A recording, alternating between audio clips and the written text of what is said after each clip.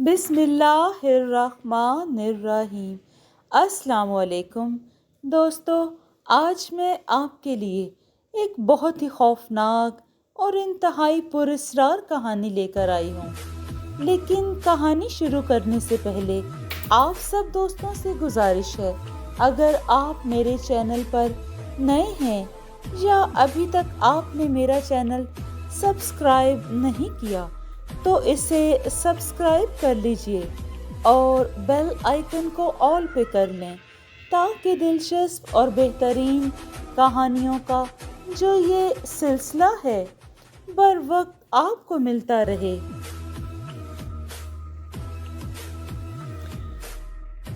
وہ اندھیری رات تھی، ابر کرم زور و شور سے برس رہا تھا، بادلوں کی گرج دل دہلا دینے والی تھی، بجلی کی چمک کسی بھی لمحے آنکھوں کی روشنی زائل کر دینے کو تیار تھی۔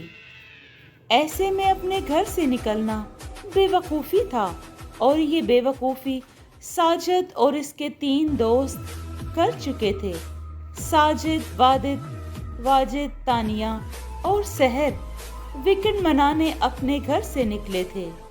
شام بہت سہانی تھی، آسمان کو سیاہ بادلوں نے ڈھانپا ہوا تھا، سرد ہوا سردی کی شدت میں اضافہ کر رہی تھی۔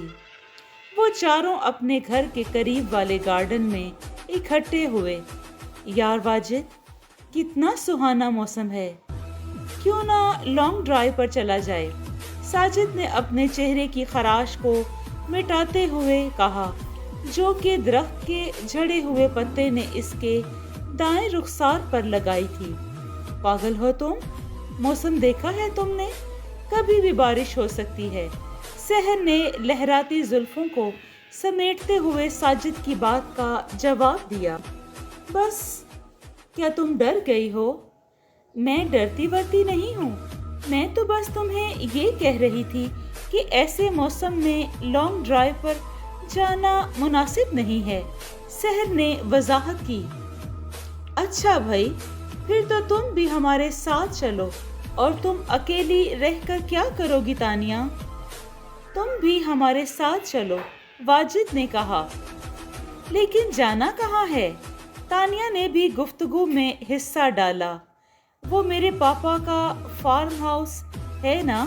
ساجد نے کہا۔ کیا اتنی دور؟ چونکتے ہوئے سحر نے کہا۔ ڈر گئی نا؟ ساجد نے تمسخرانہ کہا۔ جی نہیں۔ اس کی آواز میں جوش ختم ہو چکا تھا۔ 1 گھنٹے بعد Sahar, Tania, Wajid New Eden ground میں جمع ہو گئے۔ بس ساجد کا انتظار تھا۔ 2 منٹ بعد وہ بھی کار لے کر آ گیا۔ واجد ساجد کے ساتھ آگے بیٹھ گیا، سحر اور تانیہ پیچھے بیٹھ گئیں۔ موسم مزید خراب ہو گیا، ہلکی ہلکی ہوائیں تیز ہو گئیں، ہوا میں نمی بڑھ گئی، درختوں سے پتے تیزی سے جھڑنے لگے۔ ساجد نے FM آن کیا، سب میوزک سے لطف اٹھانے لگے۔ جوں جوں کار منزل کی طرف جا رہی تھی، موسم کی شدت میں اضافہ ہوتا جا رہا تھا، اندھیرے پر اندھیرا چھاتا جا رہا تھا، بادلوں نے گرجنا شروع کر دیا۔ ساجد اور واجد دونوں اس موسم کو انجوائے کر رہے تھے، لیکن سحر اور تانیہ پر ایک وحشت سی طاری ہونے لگی۔ میں نے پہلے ہی کہا تھا، موسم کافی خراب ہے، اب بھی وقت ہے، واپس گھر چلتے ہیں، سحر نے موسم کی سختی دیکھتے ہوئے کہا۔ ساجد اور واجد نے اس کا ڈر سمجھنے کی بجائے اس کا مذاق اڑانا شروع کر دیا۔ 2 منٹ کے بعد ساجد نے FM پر چینل چینج کیا۔ سلو میوزک آن ایئر تھا۔ ایک بھیانک آواز FM سے آنے لگی۔ موسم کی شدت میں مزید اضافہ ہو گیا، بارش نے برسنا شروع کر دیا، بجلی کی چمک نے کار کی فلیش لائٹ کو ماند کر دیا۔ سنسان بیابان جنگل سے گزرتے ہوئے ایک الگ احساس آپ پر طاری ہو جاتا ہے، اور یہ احساس اس وقت وحشت بن کر آپ کو ڈسنے لگتا ہے جب دل کو دہلا دینے والی آوازیں آپ کا پیچھا کرنے لگیں۔ آپ کا نام پکاریں، آپ ان آوازوں سے بچنے کی ہر ممکن کوشش کریں، مگر وہ آوازیں گزرتے لمحے کے ساتھ آپ کے قریب سے قریب تر ہوتی جاتی ہیں۔ یہ وحشت آپ کی اس وقت جان نکال دیتی ہے جب ایک ہاتھ آپ کے شانے کو چھوئے۔ ایف ایم پر آر جے کی پراسرار باتیں سحر اور تانیہ کو اپنے سحر میں لے چکی تھی۔ اسٹاپ اٹ یار، بند کرو ایف ایم کو، تانیہ نے جھلا کر کہا۔ اچانک ایک جھٹکے کے ساتھ ساجد نے بریک لگائی۔ کیا ہوا؟ بریک کیوں لگائی؟ سحر نے پوچھا۔ پتہ نہیں، خود بخود بریک لگی ہے۔ ساجد نے کار سٹارٹ کرنے کی پوری کوشش کی، مگر کار سٹارٹ ہونے کا نام ہی نہیں لے رہی تھی۔ یار جلدی کر، سحر کے چہرے پر خوف نمایاں تھا۔ وہ کسی بھی طرح اس سنسان سڑک سے اوجھل ہونا چاہتی تھی۔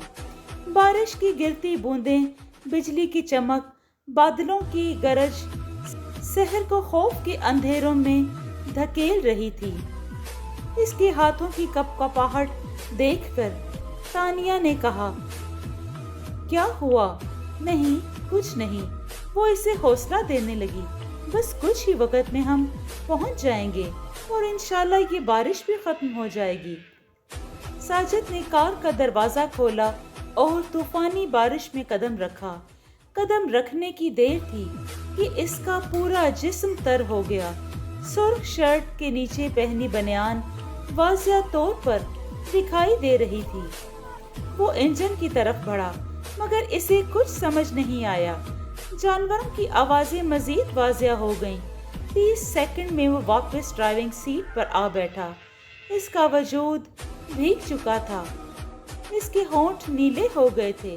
تند خو ہوائیں طوفانی بارش سے زیادہ خطرناک تھیں۔ کیا ہوا؟ واجد نے پوچھا۔ لگتا ہے انجن میں پانی چلا گیا۔ ٹیشو پیپر سے اپنا منہ صاف کیا۔ اب کیا ساری رات اسی جگہ پر گزارنی پڑے گی؟ سحر نے دھیمے لہجے سے کہا۔ جب تک بارش نہیں رکتی تب تک تو کچھ بھی نہیں کیا جا سکتا۔ اچانک بارش میں آپ کی کار بیابان جنگل میں خراب ہو جائے اور اچانک ایک سایہ آپ کو ونڈو سے نظر آئے۔ آر جے کی باتیں جاری تھیں کہ اچانک کوئی باہر سے ونڈو کھٹکھٹانے لگا۔ موسلا دھار بارش کی وجہ سے باہر کچھ نظر نہیں آ رہا تھا۔ واجد کی آواز میں بھی کپ کپاہٹ آ گئی۔ یار دروازہ مت کھولنا، واجد نے سمجھایا، مگر ساجد نہ مانا۔ اس نے دروازہ کھولا مگر وہاں کوئی نہ تھا۔ اچانک تند خو ہواؤں کا رخ کار کی طرف ہو گیا۔ بارش کی بوندیں کار میں داخل ہونے لگیں۔ ساجد کی پینٹ بھی بارش سے گیلی ہو گئی۔ یار جلدی اندر آ۔ سحر اور تانیہ کے ساتھ ساتھ اب واجد بھی موسم کے حصار میں آ گیا۔ اس کا وجود بھی خوف کے زیر اثر ہو گیا۔ ایک بار ونڈو پر دستک ہوئی، مگر اس بار ایک سایہ بھی نمودار ہوا۔ ساجد نے غصے میں دروازہ کھولا۔ کیا ہے؟ کیوں بار بار تنگ کر رہے ہو؟ ساجد نے باہر نکلتے ہی اس پر جملے کسنا شروع کر دیے، مگر وہ بوڑھا شخص خاموشی سے عصا کے سہارے کھڑا اس کی باتیں سنتا رہا۔ اس کا چہرہ لمبے بالوں سے آدھا ڈھکا ہوا تھا، اس کی کمر میں خم تھا۔ بیٹا، یہاں اکیلے رہنا ٹھیک نہیں ہے۔ یہ جنگل روحوں کا بھوکا ہے۔ جتنی جلدی ہو سکے چلے جاؤ، یہاں سے چلے جاؤ، ورنہ یہ تمہیں بھی کھا جائے گا۔ اس بوڑھے کی آواز موسلا دھار بارش میں بھی کار تک پہنچ رہی تھی۔ سحر اور تانیہ مزید گھبرا گئیں۔ واجد بھی اب باہر آ چکا تھا۔ ہماری کار خراب ہو گئی ہے اور یہاں کوئی مکینک ہے؟ واجد نے اس بوڑھے سے پوچھا۔ اس جنگل میں کوئی مکینک نہیں ملے گا تمہیں۔ ہاں، اگر چاہو تو میرے ساتھ آ سکتے ہو، پاس ہی ایک حویلی ہے، میں اس کی دیکھ بھال کرتا ہوں، چاہو تو آج رات وہاں ٹھہر سکتے ہو۔ یہ کہہ کر بوڑھا شخص وہاں سے چل دیا۔ ایک بار بجلی چمکی، بادلوں نے ڈر کو ہوا دی۔ تانیہ فوراً کار سے باہر آئی۔ یار، اس طوفانی رات میں باہر رکنے سے بہتر ہے اس بوڑھے شخص کے ساتھ اس کی حویلی میں ہی چلے جائیں۔ یہ جنگل میں رات گزارنے سے تو بہتر ہے نا؟ اس کے جسم پر کپکپی طاری تھی۔ ٹھیک ہے، ساجد نے شانے اچکائے اور بوڑھے شخص کو روکا۔ اس کی ہنسی پہلی بار نظر آئی۔ سب اس بوڑھے شخص کے پیچھے چل دیے۔ سنسان سڑک پر بارش کی بوندوں کے ساتھ ان کے قدموں کی آواز بھی سنی جا سکتی تھی۔ 1 میٹر کے فاصلے پر ایک حویلی نظر آئی۔ لوہے کا جالی دار گیٹ طوفانی ہوا میں کھڑکھڑاہٹ کی آواز پیدا کر رہا تھا۔ ایک بار پھر بجلی چمکی۔ سب نے پہلی بار حویلی کی ہولناکی کو دیکھا۔ پوری حویلی پر سیاہی چھائی ہوئی تھی۔ ایک عجیب سی آہٹ اس حویلی کے باہر سے ہی سنی جا سکتی تھی۔ بوڑھے شخص نے آگے بڑھ کر مین دروازہ کھولا۔ 10 فٹ لمبا اور 5 فٹ چوڑا، اور دروازہ جاذب نظر تو نہ تھا مگر ایک وحشت ضرور رکھتا تھا۔ سب اندر چلے گئے۔ سب دوست بارش میں مکمل طور پر بھیگ چکے تھے۔ سب کے جسم پر کپکپی طاری تھی۔ حویلی میں اندھیرا تھا۔ بجلی کی چمک نے ہر چیز کو روشن کیا۔ سامنے ایک صوفہ تھا جسے پھٹے پرانے کپڑے سے ڈھک دیا گیا تھا۔ دائیں طرف 60 کی دہائی کا ڈائننگ ٹیبل جس نے مٹی کا لبادہ اوڑھا ہوا تھا پڑا تھا۔ بائیں طرف ایک کمرہ تھا جس کو دیکھ کر کچن کا گمان ہو رہا تھا۔ یہ حویلی 100 سال پرانی ہے۔ سب دروازے جام ہو چکے ہیں۔ کب کھلتے کب بند ہوتے ہیں پتہ ہی نہیں چلتا۔ خیر، تم اوپر چلے جاؤ، آرام کرو۔ بوڑھا شخص کچن میں چلا گیا اور پھر 4 کینڈلز ہاتھ میں لیے واپس آیا۔ یہ لو، یہاں روشنی صرف انہی سے ہوتی ہے، اور یاد ہے، چاہے کچھ بھی ہو جائے اپنے کمرے سے باہر نہیں نکلنا، ورنہ کسیانی ہنسی کے ساتھ وہ کچن میں چلا گیا۔ کچن میں جاتے ہی وہ ہنسی غائب ہو گئی۔ بجلی کی چمک نے ایک بار پھر اندھیر حویلی کو روشنی سے جگمگا دیا۔ سب دھیمے قدموں سے سیڑھیاں چڑھنے لگے۔ ہاتھوں میں کینڈلز روشن تھیں مگر ہوا کے جھونکے اس روشنی کو بھی اچک لے جانے کو تیار تھے۔ اوپر والی منزل پر 4 دروازے تھے۔ سب ایک ایک کمرے میں چلے گئے۔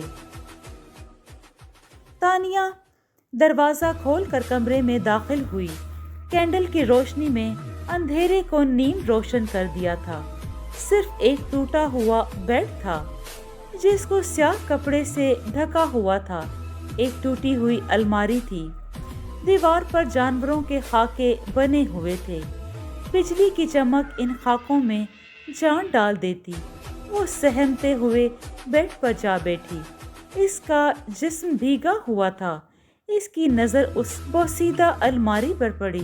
اس نے کینڈل کو بیڈ پر رکھا اور الماری کی طرف بڑھی۔ برسات نے اس الماری کو جام کر دیا۔ وہ اسے کھولنے کی کوشش کر رہی تھی۔ زوردار جھٹکے سے دروازہ کھلا۔ الماری کھلتے ہی اس پر ایک کھوٹا گرا جس کو دیکھتے ہی اس کی چیخ نکل آئی۔ اس کا سانس پھول گیا۔ الماری میں جالے ایسے بنے ہوئے تھے جیسے سالوں سے ان کو کھولا نہ گیا ہو۔ ایک چادر الماری میں تھی۔ اس نے اسے اٹھا لیا اور اوڑھ کر بیڈ پر جا لیٹی۔ ایک کپکپی اس پر طاری تھی۔ بجلی کی چمک اور یخ بستہ ہواؤں کی آوازیں نہایت بھیانک لگ رہی تھیں۔ کھڑکی کی آوازیں اس کی نیند کو اچک لے گئیں۔ ایک چیخ کی آواز آئی۔ وہ ڈر گئی، اٹھ بیٹھی۔ قدموں کی آواز سے سنائی دینے لگی۔ قدموں کی آہٹ اب اسے سنائی دینے لگی۔ وہ دوڑتے ہوئے دروازے کے قریب آئی۔ کون ہے؟ لرزتے ہوئے لبوں سے پوچھا مگر کوئی جواب نہ دیا۔ اس نے دروازہ کھولا مگر وہاں کوئی نہ تھا۔ لمبے لمبے سانس لیتے ہوئے وہ آگے بڑھی۔ مگر اندھیرے کے سوا کچھ نظر نہیں آیا۔ بجلی چمکی تو اس کی آنکھیں کھلی کی کھلی رہ گئیں۔ وہاں کوئی دروازہ نہ تھا۔ وہ دروازے جن کے ذریعے سحر، واجد، ساجد اور تانیہ اپنے کمروں میں داخل ہوئے تھے، سب غائب ہو گئے تھے۔ ساجد، ساجد، واجد، سحر، وہ چلانے لگی۔ گرج چمک میں اضافہ ہو گیا۔ وہ واپس مڑی تو ایک اور جھٹکا لگا۔ اس کے کمرے کا دروازہ وہاں نہیں تھا، صرف دیوار تھی۔ وہ گھبرا گئی۔ ایک سایہ نمودار ہوا، مگر پھر آنکھوں سے اوجھل ہو گیا۔ ہر طرف اندھیرا چھا گیا۔ وہ چلانے لگی، مگر وہاں کوئی نہ تھا۔ کروٹیں بدل بدل کر ساجد ہلکان ہو گیا۔ وہ نئی جگہ پر اور گیلے کپڑوں میں سو نہیں پا رہا تھا۔ اس نے دیوار کی طرف کروٹ لی۔ اسے ایسا محسوس ہوا کہ کوئی اس کے ساتھ لیٹا ہے۔ اس نے کنکھیوں سے پیچھے دیکھنے کی کوشش کی، مگر اندھیرے میں کچھ نظر نہ آیا۔ اس نے اپنی مٹھی خوف سے بھینچ لی۔ بجلی کی چمک نے دیوار پر ایک سایہ بنایا۔ وہ چونک کر اٹھ بیٹھا، پیچھے مڑ کر دیکھا، مگر وہاں کوئی نہ تھا۔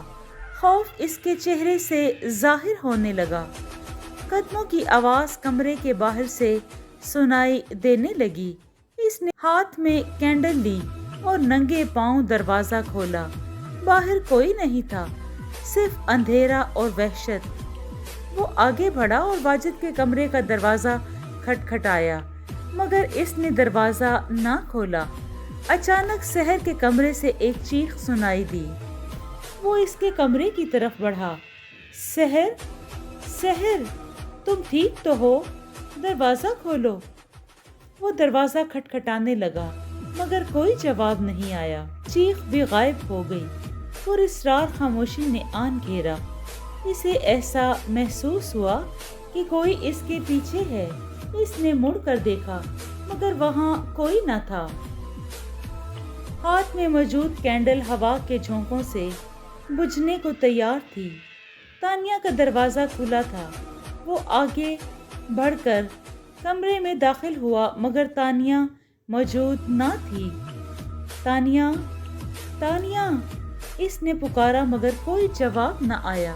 وہ چلتے چلتے سیڑھیوں کی طرف بڑھنے لگا۔ کچن سے آہٹ سنائی دی۔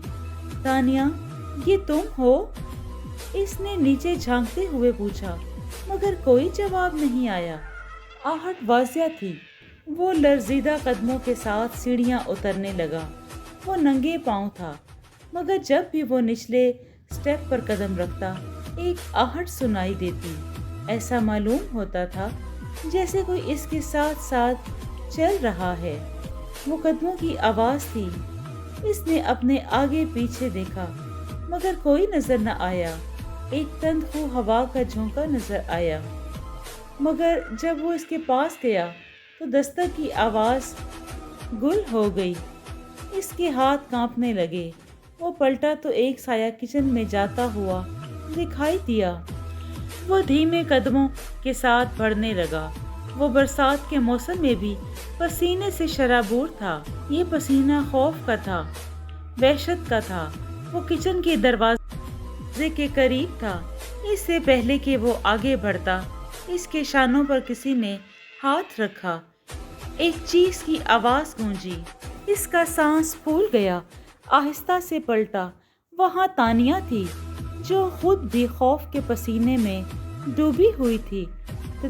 تم؟ اس کی آواز ہکلانے لگی۔ سانس کو بحال کرنے کی کوشش کی۔ ساجد، اس حویلی میں کچھ گڑبڑ ضرور ہے۔ ہمیں یہاں سے چلے جانا چاہیے۔ تانیہ نے گھبرا کر کہا۔ تم ٹھیک کہہ رہی ہو، ہمیں باقی دونوں کو بھی آگاہ کر دینا چاہیے۔ وہ تیز تیز قدموں کے ساتھ واپس اوپر گئے۔ اف، کتنی گرمی ہے۔ واجد نے اپنی شرٹ اتار کر زمین پر پھینک دی اور دوبارہ بیڈ پر سونے کے لیے لیٹ گیا۔ چند سیکنڈ بعد وہی شرٹ کسی نے زمین سے اس کے منہ پر اچھال دی۔ وہ چونک گیا، ادھر ادھر دیکھا۔ کھڑکی کھلی تھی۔ لگتا ہے ہوا کچھ زیادہ ہی تیز چل رہی ہے۔ वो उठा और खिड़की को बंद करने लगा, मगर धुंध हवाएं मज़ाहमत कर रही थीं। इसने अपना हाथ बाहर की तरफ खिड़की को बंद करने की गर्ज से बढ़ाया तो वो सुर्ख रंग की बूंदें इसके दूधिया बाजू पर नमूदार हुई। इसने बगौर देखा, वो खून की बूंदें थीं। इसने बाहर झांका, मगर वहाँ कुछ न था। दोबारा अपने बाजू की तरफ निगाह दौड़ाई, मगर खून अब गायब हो चुका था।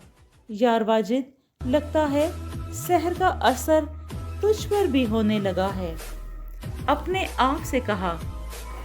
चेहरे पर मुस्कुराहट थी, मगर ये मुस्कुराहट इस वक्त गायब हो गई जब इसने अपने जेब तन किए बनियान पर खून के छींटे देखे।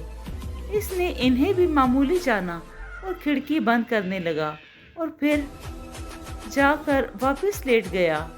जैसे ही वो लेटा, एक तेज धार खंजर का साया इसको दीवार पर नजर आया। तानिया और साजिद अपार्टमेंट्स की तरफ बढ़ रहे थे। सहर इनकी तरफ दौड़ते हुए आई। इसका सांस फूला हुआ था। क्या हुआ सहर, तुम्हारी ये हालत क्या हुआ? तानिया ने इसको हौसला देते हुए कहा। वहाँ वो अपने कमरे की तरफ इशारा कर रही थी। क्या हुआ तुम्हारे कमरे में, बताओ? साजिद ने पूछा। उधर कोई है, बार बार एक आहट सुनाई दे रही है, इसने हकलाते हुए कहा।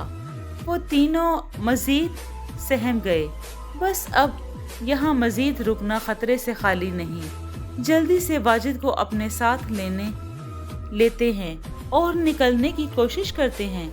साजिद की बात पर दोनों ने इस बात में सर हिलाया। बिजली की एक तेज चमक में इजाफा होता जा रहा था। गर्ज की आवाज ऐसे सुनाई दे रही थी जैसे बादल इनके सरों पर हों और चल रहे थे। अचानक साजिद को अपने पांव गीले महसूस हुए। हर तरफ अंधेरा था। कैंडल भी बार बार बुझ रही थी। वाज़ह तौर पर कुछ नहीं दिखाई दे रहा था। यहाँ कुछ है, मेरे पांव गीले हैं। सबकी नजरें पांव पर थीं। बिजली दोबारा चमकी। सबके रोंगटे खड़े हो गए। साजिद के पांव खून में सुर्ख हो चुके थे। खौफ के सबब इसके हाथ से कैंडल नीचे गिर गई। तानिया और सहर ने एक दूसरे को दबोच लिया। ये दोनों की सिसकियां हवेली में गूंजने लगीं। इनकी नजरें खून के मास्क की तरफ गईं। आंखें खुली की खुली रह गईं। खून वाजिद की लाश से आ रहा था। इसका सर कटा हुआ था, आंखें खुली थीं। आह! सहर की चीख ने बादलों को खामोश करवा दिया। साजिद को भी एक झटका लगा। इससे पहले कि बिजली की चमक अंधेरा कर देती, इसने दोनों का हाथ पकड़ा। चलो यहाँ से। वो भागते हुए नीचे आ गए, मगर एक आहट इनका पीछा कर रही थी। मेन दरवाजे की तरफ बढ़े तो एक आवाज ने सबको पीछे मुड़कर देखने पर मजबूर किया। ये वाजिद की आवाज थी। तीनों इसे वहां देखकर डर गए। वो बनियान और पैंट जेब तन किए हुए था। इसकी बनियान पर भी खून के निशानात थे। तुम तो साजिद ने हकलाते हुए कहा। तुम तो मर चुके थे ना? नहीं, ये तुम लोग समझते हो। मेरे साथ भी। दूर हटो, हमारे करीब मत आना। हम अच्छी तरह जानते हैं कि तुम वाजिद नहीं हो, साजिद ने पीछे हटते हुए कहा, मगर वो मुसलसल करीब आ रहा था। यार, तुम कैसी बात कर रहे हो? मैं वाजिद ही हूँ। इनकी बातों पर हैरान था और इनकी तरफ कदम बढ़ा रहा था। मैंने कहा वहीं रुक जाओ, वरना। साजिद ने दीवार के साथ लगे एक गुलदान को इस पर फेंका। आह! पागल हो गए हो क्या? इसके बाजू से खून बहने लगा। तुम्हारे बाजू से खून? सहर आगे बढ़ने लगी। इतनी जोर से मारोगे तो खून बहेगा ना। उफ! सब इसकी तरफ बढ़ने लगे। अगर तुम जिंदा हो तो वो लाश किसकी थी? तानिया ने घबराते हुए कहा। कौन सी लाश? कैसी लाश? वाजिद झंझला कर बोला। यार, हमें जितना जल्दी हो सके इस हवेली से निकल जाना चाहिए। इस हवेली में जरूर कुछ न कुछ है। ہمیں یہاں نہیں رہنا چاہیے، ساجد نے واضح طور پر کہا۔ مگر اس بارش میں کہاں جائیں گے ہم؟ واجد نے کہا۔ کہیں بھی، مگر اس حویلی میں اب نہیں رک سکتے، تانیہ نے کہا۔ سحر دروازہ کھولنے کے لیے آگے بڑھی، مگر دروازہ کھلنے کا نام نہیں لے رہا تھا۔ یار، دروازہ نہیں کھل رہا۔ ساجد اور واجد نے بھی مدد کی، مگر بے سود۔ اس حویلی سے نکلنا آسان نہیں ہے۔ ایک کھسیانی ہنسی ہوا میں گونجی۔ سب ادھر ادھر دیکھنے لگے، مگر کون ہے؟ سامنے کیوں نہیں آتا؟